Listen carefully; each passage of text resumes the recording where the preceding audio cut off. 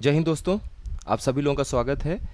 और मध्यकालीन इतिहास का जो हम लोगों ने पिछला वीडियो देखा था, उसमें मोहम्मद गजनी तक हम लोगों ने इतिहास को समझा था और कुछ क्वेश्चन भी हम लोगों ने सॉल्व किए थे। तो जो लोगों ने पिछले वीडियो को नहीं देखा हुआ है, प्लीज़ आप लोग पहले वीडियो को ज़रूर देख लीजिएगा। थोड़ी सी चीज़ें फ्लो में बनी रहती हैं, तो अगली चीज़ को समझने में आसानी हो जाती है। तो चलिए अपनी शुरुआत करते हैं आगे की वीडियो की। तो हम लोगों ने मध्यकालीन इतिहास में एंट्री कर लिया था, कुछ क्वेश्चन को देख लिया था। अब हम लोग बढ़ते हैं गजनी के बाद लगभग 150 सालों के बाद, मतलब 1001 से 1027 या 25, मान लीजिए 1027 ईस्वी तक कुल 17 आक्रमण किए मोहम्मद महमूद गजनी ने। अब महमूद गजनी के बाद लगभग 150 सालों के बाद अब बड़ी घटनाक्रम शुरू होने वाली है। बड़ी घटनाएं आपको देखने को मिलेंगी जो भारत के इतिहास पे काफ़ी गहरा असर छोड़ेंगी। तो अब हम पहुंच जाते हैं लगभग 1170 ईस्वी के आसपास। तो 150 साल से भी ऊपर का, पौने 200 साल के आसपास का, 150 साल के ऊपर का एक समय हम लांघते हैं।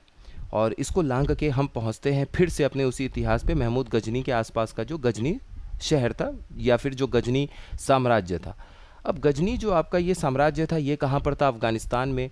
इसके कुछ साम्राज्य का हिस्सा ईरान के साइड में, पाकिस्तान में, आज के भारत में, पंजाब में, इतने हिस्से को टच करता हुआ ये क्षेत्र था।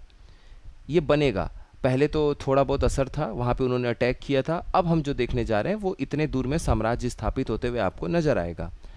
तो पहले एक मैप से अगर हम आइडिया ले लें तो देखिए ये एक मैप है गजनी मतलब शासन का।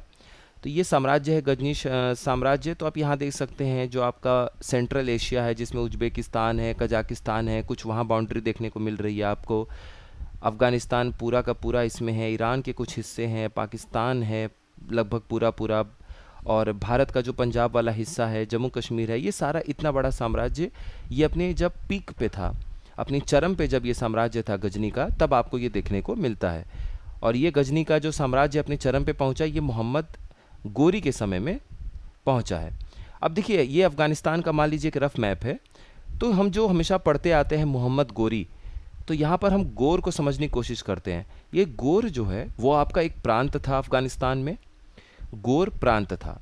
उस प्रांत का ही वो व्यक्ति था मोहम्मद गोर, जिसे हम कहते थे गोर का मोहम्मद, यानी मोहम्मद ऑफ गोर, या फिर शहाबुद्दीन मोहम्मद, ये नाम था मोहम्मद गोरी का। 1173 ईस्वी की बात है, यानी 12वीं सदी अपने अंतिम समय में पहुंच रही है। और उस समय ये जो गोर प्रांत था, यहाँ का मोहम्मद जो आपका मोहम्मद था गोर का, या शहाबुद्दीन मोहम्मद, ये गद्दी पर बैठता है गजनी के। तो गजनी साम्राज्य का लगभग 150 सालों के बाद एक बहुत तगड़ा शासक गजनी साम्राज्य की गद्दी पर बैठता है और ये अपने मतलब पूरे अधीन कर लेता है शासन को। और फिर गजनी, देखिए बात ऐसा है कि वहाँ पे जो प्रांत हैं उनमें भी आपस में कुछ न कुछ प्रतिस्पर्धा लगी रहती है। तो कभी गजनी आगे गया अफ़गानिस्तान का, उसने बहुत बड़ा शासन खड़ा किया। अब गद्दी पर बैठने वाले इंसान का नाम है गोर प्रांत के शहाबुद्दीन मोहम्मद का। अब शहाबुद्दीन मोहम्मद 1173 ईस्वी में जब गद्दी पर बैठते हैं, तो अब सीधे कहाँ बढ़ेंगे? अपना वो उस क्षेत्र में ज़्यादा बढ़ना पसंद करेंगे जहाँ पर खूब ज़्यादा आपको फसल से राजस्व इकट्ठा हो जाए, जहाँ पर आपको युद्ध के लिए लड़ने के लिए हथियार मिल जाएं, लोहे मिल जाएं, यानी बहुत सारे जो खजाने की तलाश है वो आपको भारत के साइड मिलेगा। तो अब ये बढ़ेंगे भारत के साइड में, पंजाब के प्रांत से होते हुए। तो ये हो गया, गजनी साम्राज्य के सिंहासन पर बैठ गए मोहम्मद गजनी। अब मोहम्मद गोरी। अब यहाँ पर एक चीज़ है, उसको देख लीजिए, नोट करना है। मोहम्मद गोरी को भारत में स्थायी साम्राज्य स्थापित करने में बहुत रुचि थी, न कि केवल उसकी धन संपत्ति लूटने में। तो आज से 150 साल, मतलब इस समय के 150 साल पहले, 1173 से 150 साल पहले जब महमूद गजनी भारत पर आक्रमण करने आता था, तो उसका लक्ष्य भारत पे साम्राज्य स्थापित करना नहीं होता था, बल्कि भारत के जो धन संपदा थे उनको लूटना उसका एकमात्र गोल हुआ करता था, ऑब्जेक्टिव हुआ करता था, उसका उद्देश्य हुआ करता था। क्योंकि उसको अपने यहाँ जाके वापस से कर में छूट देनी होती थी, साम्राज्य चलाना था, तो वो बार बार आक्रमण करके धन लूटता था भारत में। उसके 150 सालों के बाद जब गजनी साम्राज्य का बहुत ही ताकतवर राजा बैठा गद्दी पर, मोहम्मद गोरी, तो मोहम्मद गोरी ठीक गजनी महमूद गजनी से उल्टा सोचने वाला व्यक्ति था। उसको भारत के साइड में आते आते एक बहुत बड़ा साम्राज्य स्थापित करना था। अब स्टार्ट होता है इनका आक्रमण। देखिए, बहुत ज़्यादा हम इतिहास में नहीं जाएंगे, जब कभी हिस्ट्री की क्लास बहुत डिटेल में होगी तो हम बिल्कुल उसमें जाएंगे। अभी हमारा लक्ष्य है कि हमारे पास इतनी इन्फॉर्मेशन होनी चाहिए कि हम सवालों को हल कर पाएँ, हम क्वेश्चंस को सॉल्व कर पाएँ। उसके बाद आते हैं मोहम्मद गोरी क्या करते हैं, पहला आक्रमण करते हैं। पहला आक्रमण इनका कहाँ पर होता है, 1175 ईस्वी में, यानी कि गद्दी पर बैठने के 2 सालों के बाद ये बोलते होंगे अपनी सेना को कि अब हमारा समय आ चुका है कूच करने का भारत की तरफ। फिर से गजनी साम्राज्य को फैलाते हैं, चलो उसका विस्तार करते हैं। तो ये सवाल आ चुका है प्रीवियस ईयर में, एक बार सवाल पूछा गया था कि मोहम्मद गोरी का पहला आक्रमण, उसका फर्स्ट अटैक कहाँ पर था, भारत के किस हिस्से पर था।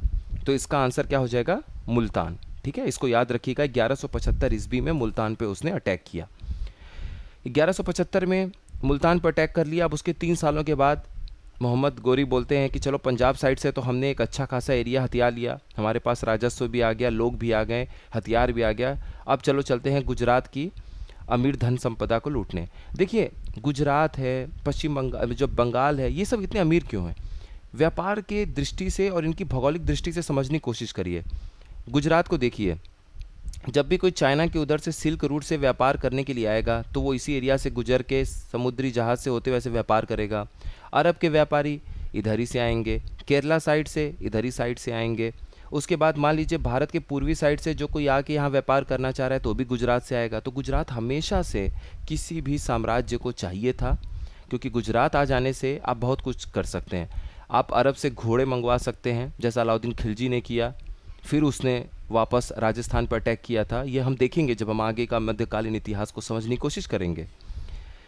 तो अब क्या होता है, 1178 ईस्वी भी आपके लिए इम्पोर्टेंट एक ईयर है, क्योंकि इसमें क्या हुआ कि अब देखिए, महमूद गजनी का पिछला वाला जो आप लोगों ने वीडियो देखा होगा तो उसमें आपने देखा था कि जब सोमनाथ के मंदिर पर अटैक करने आए थे महमूद गजनी, तो उस समय वहाँ के चालुक्य वंश के राजा थे भीम प्रथम। अब राजा भीम जो थे वो उस समय नए नए बने थे गद्दी पर, तो जब तक वो कुछ समझते हैं, चीज़ों को संभालते हैं, तब तक वो अटैक हो चुका था और उस समय वो इतनी उनके अंदर परिपक्वता नहीं थी। चीज़ें बाद में जब उनके कंट्रोल में आई, वो और ज़्यादा मैच्योर हुए और ज़्यादा ताकतवर हुए, उसके बाद किसी भी बाहरी आक्रमण का कोई खतरा नहीं रह गया था। राजा भीम जब तक गद्दी पर बने थे और उसके बाद भी जब तक गद्दी पर आते चले गए चालुक्य वंश के या सोलंकी वंश के राजा, तब तक कोई बाहरी आक्रमण आपको होता हुआ नज़र नहीं आएगा। होता भी था तो वो लोग उसको दबा दिया करते थे। अब ये इस समय जब मोहम्मद गोरी गुजरात पर अटैक करने आते हैं 1178 ईस्वी में, तो गद्दी पर बैठे हुए नजर आएंगे चालुक्य वंश के राजा, यानी कि सोलंकी वंश के राजवंश के राजा, जिनका नाम था मूलराज द्वितीय, या फिर आप बोल सकते हैं इनके भाई थे उसी साल भीमदेव द्वितीय। तो अब यहाँ पर एक कॉन्सेप्ट है, उसको समझ लीजिए, बहुत इंपॉर्टेंट है इस बात को समझना। एक सवाल आता है, कई बार पूछा गया है कि जब मोहम्मद गोरी भारत पर आक्रमण किए तो कौन से ऐसे राजा थे जिन्होंने मोहम्मद गोरी को हरा दिया। तो अब वहाँ पर मैक्सिमम जगह 90% जगह जो आप ऑप्शन देखेंगे उसमें आपको नज़र आएगा भीमदेव द्वितीय, यानी राजा भीमदेव द्वितीय, ये आपको उसमें ऑप्शन नज़र आएगा। देखिए हुआ क्या था, 1178 में पहले मूलराज द्वितीय यानी मूलराज सेकंड जो थे वो गद्दी पर बैठे हुए थे। उसी साल गद्दी पर उनके हटने के बाद उनके भाई राजा भीमदेव द्वितीय, भीमदेव सेकंड गद्दी पर बैठते हैं। इसीलिए बहुत सारे इतिहासकारों का ये भी मानना है कि भीमदेव द्वितीय ही वो शख्स थे जिन्होंने मोहम्मद गोरी को हराया था। किस लड़ाई में हराया था, तो इस लड़ाई का नाम था, माउंट अबू के पास इस लड़ाई को लड़ा गया था कायद्रा की लड़ाई, बैटल ऑफ कायद्रा। तो अगर ऑप्शन में आपको भीमदेव द्वितीय दिखेंगे, भीमदेव सेकंड दिखेंगे तो वही आंसर हो जाएगा। लेकिन 10 से 20% कहीं कहीं देखने को मिलता है, ऐसा सुनने को मिलता है कि इतिहासकार मानते हैं कि राजा भीमदेव द्वितीय ही नहीं, मूलराज द्वितीय के समय में मोहम्मद गोरी से लड़ाई की गई और उनको हराया गया। तो मूलराज द्वितीय का ऑप्शन और भीमदेव द्वितीय दोनों का ऑप्शन एक साथ सवाल में नहीं आएगा। अगर आ गया तो विवादित होगा, जो भी आप ऑप्शन मारेंगे सही हो जाएगा। लेकिन आपको मैक्सिमम जाना है राजा भीमदेव द्वितीय के साथ में, यही ऑप्शन आपको 90% जगह देखने को मिलेगा। 10-15% कहीं मूलराज द्वितीय के बारे में भी वर्णन किया गया है। ठीक है, ये कन्फ्यूजन था इसलिए आपको ये बताना ज़रूरी है। तो आपको क्या याद रखना है इस टॉपिक से, इस पॉइंट से जो एग्ज़ाम में पूछा गया है कि 1178 ईस्वी में जब मोहम्मद गोरी ने गुजरात पर आक्रमण किया था तो उस समय चालुक्य राजवंश या फिर सोलंकी राजवंश के राजा हुआ करते थे राजा भीमदेव द्वितीय, और कहीं अगर दिख गया मूलराज द्वितीय तो वो भी सही हो सकता है। तो ये इन लोगों दोनों ही लोगों की लड़ाई हुई माउंट अबू के पास में कायद्रा में, तो इसीलिए हम इसको याद रखते हैं बैटल ऑफ कायद्रा या फिर कायद्रा की लड़ाई 1178 में हुई थी माउंट अबू के पास में, जिसमें मोहम्मद गोरी को हार का सामना करना पड़ा था। बस इतना पॉइंट आप लोग याद रख लीजिएगा, आपका क्वेश्चन सॉल्व हो जाएगा। आगे देखते हैं। अब ये नोट है, इसको देखिए, यही नोट है जो अभी मैंने आपको बताया कि 1978 में दोनों ही भाई गद्दी पर बैठे थे, इसलिए कुछ इतिहासकार मूलराज द्वितीय और कुछ इतिहासकार भीमदेव द्वितीय को इसका श्रेय देते हैं जीत का। ठीक है, चलिए अब आगे देखते हैं। अब हम उस लड़ाई की तरफ बढ़ते हैं जो हमारे इतिहास के सबसे महत्वपूर्ण लड़ाइयों में से एक है, तराइन की लड़ाई। तराइन, जो कि आज का आप कभी नेट पे सर्च करेंगे तो तरावड़ी नाम से आपको एक जगह देखने को मिलेगा हरियाणा में। ये लगभग 135 किलोमीटर के आसपास दूर है दिल्ली से। आपको इतना मतलब डिटेल याद रखने की ज़रूरत नहीं है, सिर्फ एक आइडिया अगर आपको मिल जाए कि तरावड़ी कहाँ पड़ता है तो सोचने में, विजुलाइज करने में, उसको सोचने में काफ़ी आसान पड़ जाता है। तो दिल्ली से लगभग 135-150 किलोमीटर के आसपास की दूरी पर एक जगह है तरावड़ी। आज का जगह है तरावड़ी, जो कि उस समय तराइन के नाम से जाना जाता था। वहीं पे दो सबसे महत्वपूर्ण लड़ाई लड़ी गई, जिसे हम बोलते हैं फर्स्ट बैटल ऑफ तराइन, यानी कि तराइन का पहला युद्ध, जिसमें मोहम्मद गोरी को हार का सामना करना पड़ा था पृथ्वीराज चौहान जी के सामने। लेकिन दूसरी लड़ाई में पृथ्वीराज चौहान जी की मौत हो जाती है, उनकी मृत्यु हो जाती है, वो वीर गति को प्राप्त हो जाते हैं और मोहम्मद गोरी की जीत हो जाती है। इसमें भी स्टोरी है, डिटेल है, अभी बहुत डिटेल में आप लोगों को नहीं जाना है। एग्ज़ाम के पर्सपेक्टिव से जो हमारे लिए इंपॉर्टेंट है उस पर डिस्कशन अभी हम करते हैं। तो ये है मोहम्मद गोरी की दूसरे तराइन युद्ध में जीत हो गई। अब यहाँ मैप से देखिए, इतना समझ लीजिए कि ये रेड मैंने आप लोगों के लिए एरो बनाया है जब ये आक्रमण होता है तराइन पे मोहम्मद गोरी का, और इधर नीला रंग है। तो आप ये समझ लीजिए कि यहाँ पर तो इन्होंने तराइन से आगे ढकेल दिया, यानी कि पृथ्वीराज चौहान जी की जीत हो गई। और यहाँ आप देखिए मोहम्मद गोरी का काफ़ी अंदर तक है एरो, इसका मतलब पृथ्वीराज चौहान जी यहाँ पर हार गए। तो ये मोहम्मद गोरी हैं, ये पृथ्वीराज चौहान हैं। इन दोनों लोगों के बीच में तराइन का युद्ध हुआ। दोनों ही युद्ध आपके लिए महत्वपूर्ण हैं। 1191 ईस्वी में पहला तराइन का युद्ध होता है और 1192 ईस्वी में दूसरे तराइन का युद्ध होता है। आगे देखते हैं। देखिए, युद्ध का कारण अगर हम समझने की कोशिश करें तो इसमें बहुत ज़्यादा कोई कठिन चीज़ नहीं है समझने का। जाहिर सी बात है कि पंजाब पे, मुल्तान पे कब इन्होंने अटैक किया? मोहम्मद गोरी ने 1173 ईस्वी में मुल्तान पर अटैक किया। मुल्तान पहला ऐसा हिस्सा था भारत का जहां पर मोहम्मद गोरी ने आक्रमण किया था। ये आपका प्रश्न एक सॉल्व हो जाएगा। तो पंजाब इनके अधीन आ गया। गुजरात पे ट्राई किए तो गुजरात पे उस समय के जो राजा भीमदेव द्वितीय थे उन्होंने हरा दिया। चालुक्य वंश या सोलंकी वंश के राजा थे। तो अब फिर से आगे पंजाब के ही रास्ते बढ़ना मोहम्मद गोरी को सही लगा। तो 1178 में मिली हार के बाद ये दोबारा गए पंजाब में, इन्होंने फिर से अपने आप को संगठित किया और 1191 में तराइन का युद्ध शुरू होता है। तो युद्ध होने का कारण ही यही था कि पंजाब जैसा एक अच्छा ज़मीन, एक आपको फलने फूलने के लिए, राजस्व देने के लिए एक बेहतर एक हिस्सा आपके सामने आ गया था, साम्राज्य में आ गया था। अब आपको गंगा जमुना दोआब क्षेत्र चाहिए था। तो गंगा जमुना दोआब क्षेत्र के बीच में खड़े थे पृथ्वीराज चौहान के, चौहान वंश के राजा पृथ्वीराज चौहान जी। ये अजमेर के राजा थे जिनका शासन दिल्ली तक फैला हुआ था। तो अजमेर और दिल्ली दोनों की गद्दी पर विराजमान थे पृथ्वीराज चौहान। अब पृथ्वीराज चौहान जी का सामना किए बिना मोहम्मद गोरी के लिए ये बिल्कुल भी मुमकिन नहीं था कि वो गंगा दोआब क्षेत्र की तरफ आगे बढ़ के उसको अपने अधीन कर ले। तो इसका सामना जब करना है, क्षेत्र का, अपने साम्राज्य का फैलाव करना है, तो बीच में आने वाली किसी भी राजवंश से टकराना पड़ेगा ही आपको। अब यहाँ पर एक सवाल और आपसे पूछा जाता है कि ये जो पृथ्वीराज चौहान हैं इनको क्या और नाम से बोला जाता है? तो ये पृथ्वीराज तृतीय के नाम से जाने जाते हैं। ठीक है, एक ही आपका सवाल हो जाएगा सॉल्व। तो एक सवाल देख ही लेते हैं, जब हम लोग इतना डिस्कशन कर लिया है। 2010 यूपी पीसीएस प्री का ये सवाल है। Which of the following rulers was popularly known as Prithviraj Chauhan? यानी निम्नलिखित में से कौन सा शासक पृथ्वीराज चौहान के नाम से प्रसिद्ध था? पृथ्वीराज प्रथम, पृथ्वीराज द्वितीय, पृथ्वीराज तृतीय, या इनमें से कोई भी नहीं। तो इसका सही उत्तर क्या हो जाएगा? पृथ्वीराज तृतीय। अब देखिए, आप लोगों के लिए बहुत ईजी है सवाल सॉल्व करना। यहाँ पर एक इंपॉर्टेंट पॉइंट है, इसको प्लीज़ आप लोग ध्यान दीजिएगा। पीडीएफ देखिए जय हो स्टडी पे आप लोग डाउनलोड कर लीजिएगा। देखिए, अगर आपसे सवाल कभी कभी पूछ देते हैं, वो 4 संस्थापक के नाम दे देते हैं, आपको मिलान करना होता है मैच द फॉलोइंग में, और 4 राजाओं के नाम दे देते हैं। तो संस्थापक और उसके सामने साम्राज्य का नाम देते हैं कि कौन से राजवंश के थे। तो वासुदेव चौहान जो हैं 521 ईस्वी के आसपास में इन्होंने चौहान वंश की संस्थापना की थी।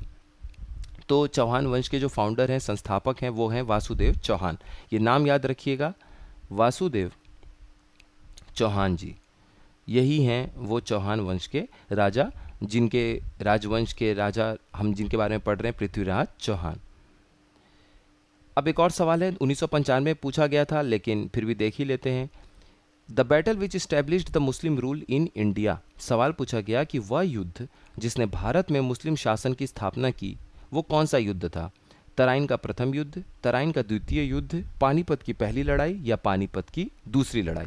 तो इसका उत्तर क्या हो जाएगा? तराइन का दूसरा युद्ध, क्योंकि 1192 ईस्वी में पृथ्वीराज चौहान जी की मृत्यु हो जाती है, वो वीर गति को प्राप्त हो जाते हैं और मोहम्मद गोरी की जीत हो जाती है। और वहीं से आपका गुलाम वंश की संस्थापना भी होती है। आगे जाके एक आप बोल सकते हैं कि मुस्लिम राज्य की स्थापना वहाँ से शुरू हो जाती है भारत में। तो यहाँ पर जो इस सवाल है उसका जवाब हो जाएगा तराइन का दूसरा युद्ध।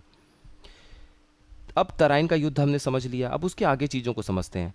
तराइन के युद्ध के बाद मोहम्मद गोरी भारत के मामलों को अपने भरोसेमंद गुलाम जनरल कुतुबुद्दीन ऐबक के हाथों में छोड़कर गजनी वापस लौट जाते हैं कि भाई हमने इतनी लड़ाइयाँ लड़ी, बीच में थोड़ा सा रेस्ट चाहिए, अपना भी तो साम्राज्य देखना है ना, क्योंकि हम गजनी के भी तो राजा हैं।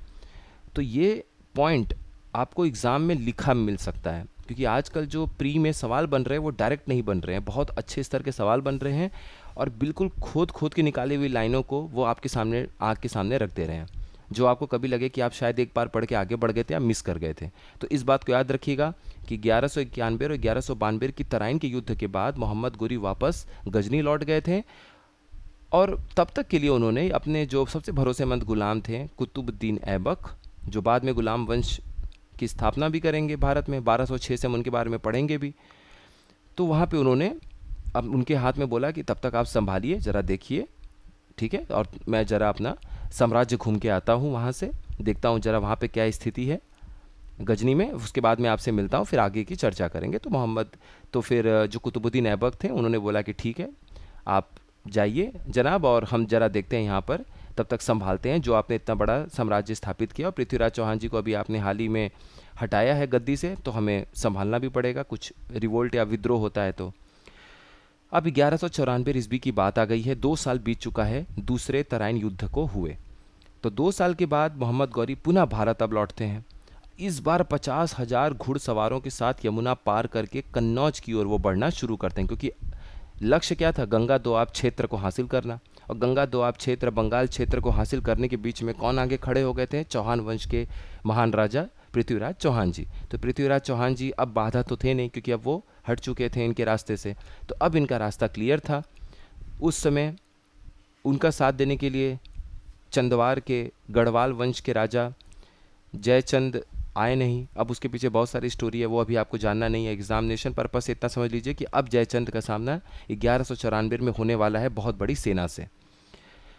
तो चंदवार के निकट जयचंद से युद्ध होगा 1194 में, 1194 ईस्वी में, जिसमें कि जयचंद की मृत्यु हो जाएगी, वीरगति को प्राप्त हो जाएंगे और मोहम्मद गोरी पूरा साम्राज्य कन्नौज और उसके आगे तक स्थापित कर देंगे।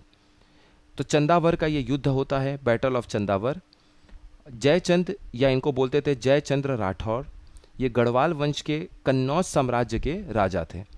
तो अब हम इनके बारे में भी देख लेते हैं, गढ़वाल वंश के राजाओं के बारे में भी थोड़ा सा देख लेते हैं। सवाल पूछा जा सकता है और 1-2 सवाल तो पूछा गया भी हुआ है पास्ट ईयर में। तो गढ़वाल वंश के बारे में जब हम पढ़ना शुरू करते हैं तो इसके संस्थापक कौन थे? सबसे पहले फाउंडर हम हर राजा के बारे में जानने की कोशिश करेंगे। तो इसके संस्थापक थे यशो विग्रह, या नाम याद रखिएगा, क्या नाम है? यशो विग्रह। यशो विग्रह के बाद भी गद्दी पर बैठे उनके बेटे और उसके बाद बैठे हैं उनके पोते, और उनके पोते के बारे में आपको जानना बहुत ज़रूरी है। उनका नाम है चंद्रदेव। अब एक बात ध्यान रखिए, जो गढ़वाल हैं, जो टिहरी गढ़वाल, आज भी टिहरी गढ़वाल आपको देखने को मिलता है उत्तराखंड में, तो वहाँ पर तो इन्होंने स्थापना कर दी गढ़वाल राज्य की। लेकिन अभी भी कन्नौज, मथुरा, वाराणसी, ये सब हिस्सा आना बाकी था। और ये हिस्सा किसके समय में आता है? गढ़वाल वंश के पास में राजा चंद्रदेव के समय में।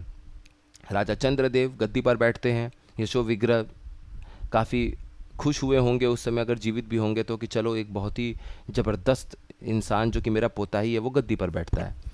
तो चंद्रदेव जब गद्दी पर बैठते हैं तो कन्नौज गढ़वाल वंश के संस्थापक होते हैं।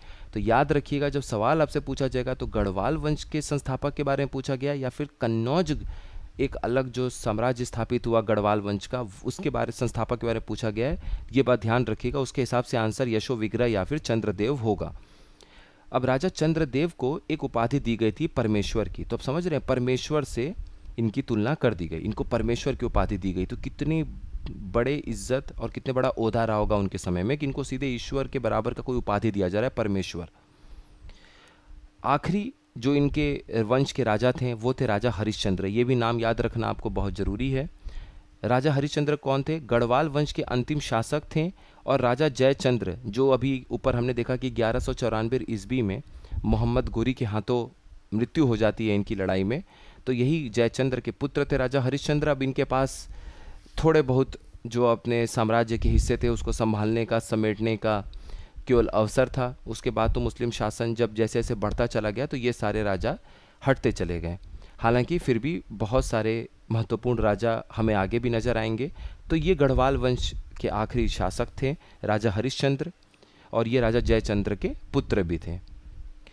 तो ये हम यहाँ तक कि हमने हिस्ट्री देख ली, थोड़ी समझ ली। एक बात और आप याद रखिएगा, जो चंदावर की युद्ध हुआ था 1194 ईस्वी में, उसमें युद्ध में जो आर्मी का नेतृत्व था, सेना का नेतृत्व था, वो कुतुबुद्दीन ऐबक ने किया था।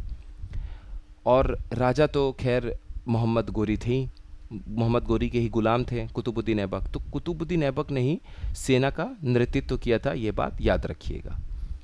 अब हमें जो देखना है इसके आगे, मोहम्मद गोरी ने कुछ खास सिक्कों को जारी किया, क्योंकि अब आपने इतना बड़ा साम्राज्य फैला दिया, अब उसको स्थापित भी तो करना है, उसको कंसोलिडेट करना है, उसको एकजुट करना है। तो अब आपको पब्लिक का दिल जीतना है। राजा को तो आपने हरा दिया, अगर पब्लिक में नहीं जीतेंगे, उनका दिल नहीं जीतेंगे तो विद्रोह होगा। तो उन्होंने कुछ सिक्कों को जारी किया, जिसमें आप देखेंगे ये बड़ी विडंबना लगेगी कि राजाओं को हटाने के बाद ऐसे नहीं है कि सिर्फ अरबी भाषा में लिखे हुए, उर्दू भाषा में लिखे हुए सिक्के जारी किए, देवी लक्ष्मी बनी हुई सिक्के जारी किए, ताकि पब्लिक के बीच में वो भरोसा रहे कि चलो राजा बदला, दूसरा शासन आया, लेकिन वो धर्म के राजा हमें समझ रहे हैं। ऐसा मैसेज देने के लिए ग्राउंड लेवल पर उन्होंने सिक्के जारी किए। तो वो सिक्के हमें देखने हैं, वो सवाल आपसे पूछे जाते हैं, पूछे भी गए हैं, वो हम देखेंगे। उसके बाद बख्तियार खिलजी के बारे में थोड़ा सा देख लेंगे। नालंदा विश्वविद्यालय को जाके उन्होंने बर्बाद किया था, तो नालंदा विश्वविद्यालय को किसने बनवाया था, ये थोड़ा बहुत हम बेसिक देख लेंगे एक सवाल के माध्यम से। उसके बाद हम स्टार्ट करेंगे कुतुबुद्दीन ऐबक के बाद से गुलाम वंश की स्थापना जो होगी लाहौर में, दिल्ली में इल्तुतमिश, उसके बाद जो शासन स्थापित करेंगे, ये हम फिर अपना दिल्ली सल्तनत की शुरुआत कर देंगे। अगले लेक्चर में हम शुरुआत करने की कोशिश करेंगे। उसके बाद धीरे धीरे हम देखेंगे, 7-8 लेक्चर में वीडियो कंप्लीट होना चाहिए, ज़रूरत पड़ेगी तो उससे आगे भी हो जाएगा। तो आप लोग यहाँ तक रिवाइज़ कर लीजिएगा, पिछली वीडियो को भी देख लीजिएगा, नोट्स को रिवाइज़ कर लीजिएगा। इस नोट्स में दोनों ही वीडियो के नोट्स को एक साथ शामिल किया गया है। तो आप लोग रिवीजन करते रहिए। मिलते हैं नेक्स्ट इन्फॉर्मेटिव वीडियो में। आप सभी लोगों का बहुत बहुत धन्यवाद।